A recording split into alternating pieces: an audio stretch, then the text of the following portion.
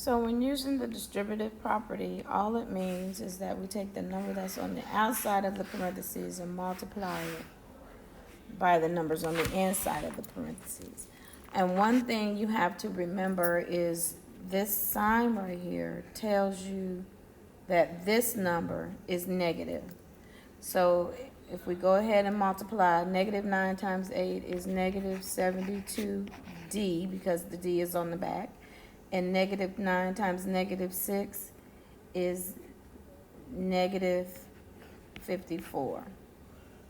I'm sorry, positive 54, because two negatives make a positive. And that is our answer.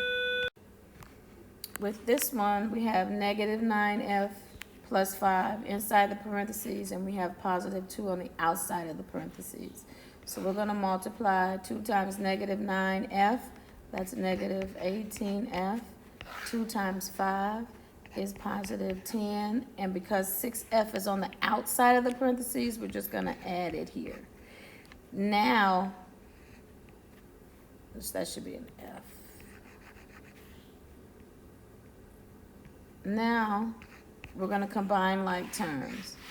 Negative 18 plus 6 is negative 12F plus 10.